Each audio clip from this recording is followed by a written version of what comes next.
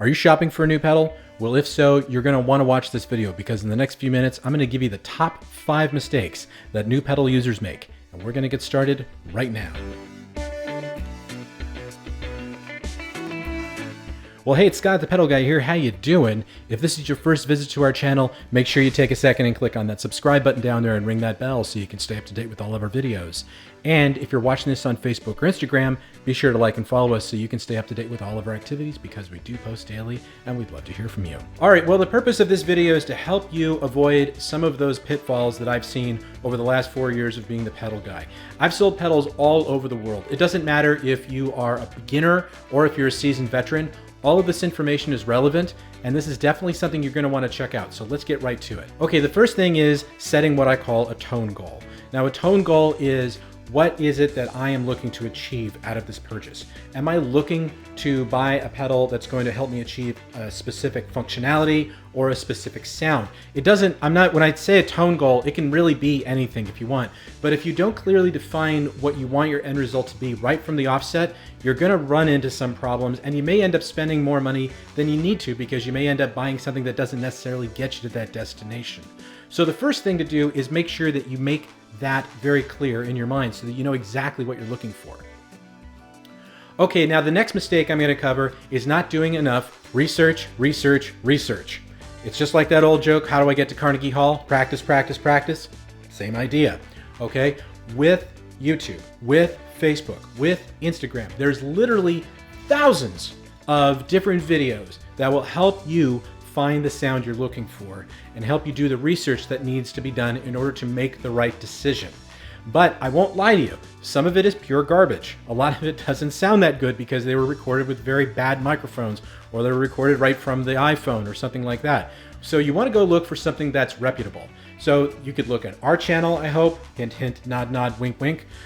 You could also go to, like, say, That Pedal Show. You could go to Robert's Guitar Dungeon. There's a whole bunch of different channels that will help you choose the right kind of pedal for you. But you want to do your research before you buy it. Because look, here's the reality.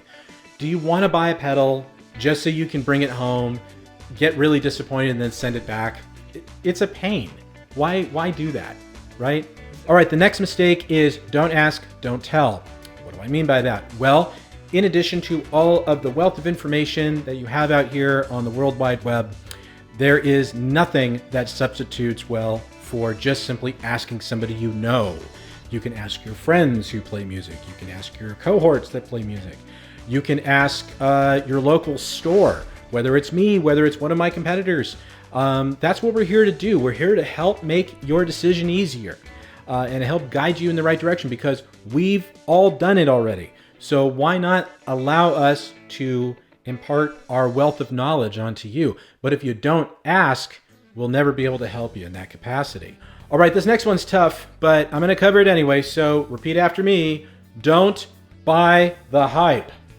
And what do I mean by that? Very simple. There are pedals that are artist pedals that are named after and fashioned after specific artists, after specific records, after specific genres.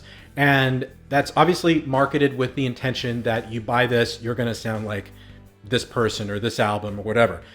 And I don't really buy into that myself personally because look, I have some really great ones here. Like I have the Dark Side pedal from Keeley or the Page Bender from Deep Trip. These are fantastic pedals. And I will admit that when I plug in the Dark Side pedal, I'm definitely channeling a little Pink Floyd when I'm playing with that. Or I might, rip out Heartbreaker or something like that when I use the Page Bender. But that's just for grins. When I want to actually use it for something impactful, I'm going to try to find something different to do with it because the idea of the pedal is to kind of get you in that ballpark, but also just to go beyond what that is. Because if you really think about what David Gilmour had to use for Dark Side of the Moon, it wasn't summed up in just this one little pedal. But there are so many tones that you can get out of this and so many other things you can do at it that are so amazing. And so that's why I'm saying don't buy the hype. Make the pedal your own because it comes from here, it comes from here, it comes from here, and it definitely comes from your wrist too.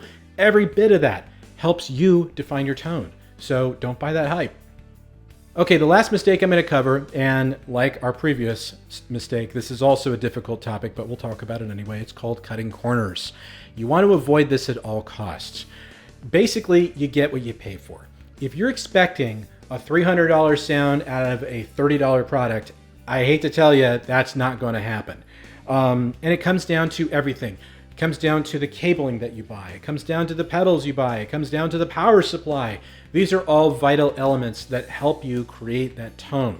So what I'm saying is, in this capacity, just again, when you do your research, make that budget out and say, okay, this is what I can afford for a power supply. This is what I can afford for a pedal board, because you really should get a pedal board. This is what I can afford for this pedal, and that pedal. And then, of course, you want to think about your cabling. Do you need to buy the high performance EBS cables?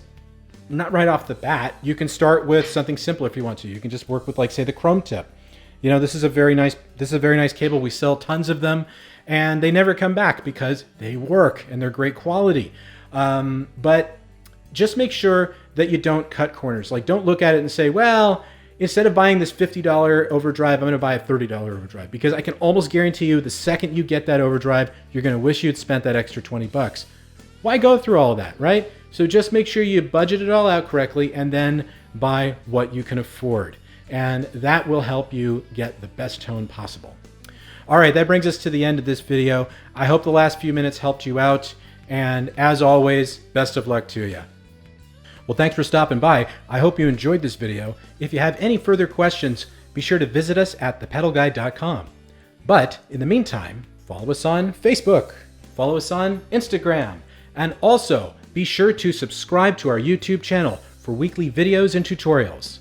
Thanks for stopping by here at thepedalguy.com, where I love pedals and so do you.